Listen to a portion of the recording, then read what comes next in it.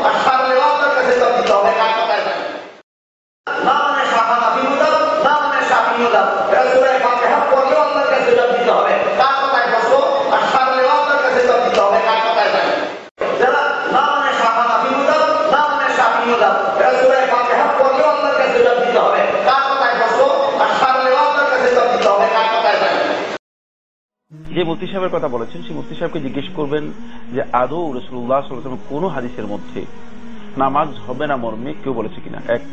দুই নম্বর হচ্ছে নামাজ হবে না মর্মে মানে কোন যুগে কোন আলেম ফতোয়া দিয়েছে কিনা।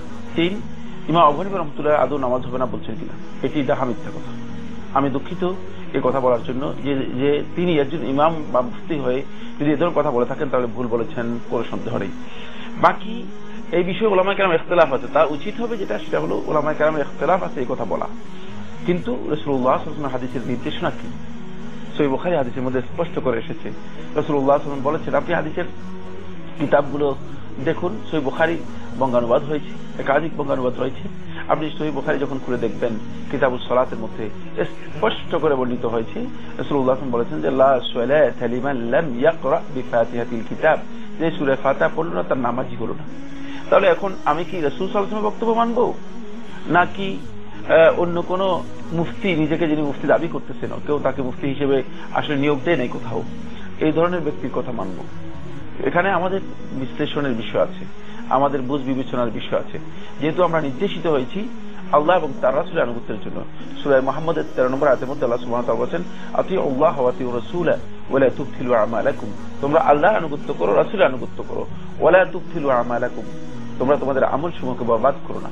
আল্লাহ এবং তার রাসূলের আনুগত্য বাদ দিয়ে যদি দুনিয়ার কোন ব্যক্তির আনুগত্য এসে যায় যেটা আল্লাহ এবং তার রাসূলের আনুগত্যের পরিপন্থী, তাহলে কিন্তু আমল বরবাদ হয়ে যাবে। এই আয়াত থেকে আমরা এটা বুঝতে পারতেছি স্পষ্ট রূপে, এবং এই বিষয়গুলো আমাদেরকে একটু বিশ্লেষণ করা দরকার আছে। আপনাকে ধন্যবাদ। আসলে আপনি যে বিষয়টি বলেছেন এটি কোনো সন্দেহ নেই, ইখতিলাফ থাকতে পারে উলামায়ে কেরামের, কিন্তু ইখতিলাফের থেকে আমাদেরকে ফিরে আসতে হবে কোরআন এবং সুন্নাহর দিকে। যেহেতু আমরা ইখতিলাফ করার জন্য নির্দেশিত হইনি, আমরা আল্লাহ এবং তার রাসূলের আনুগত্য করার জন্য নির্দেশিত হয়েছি।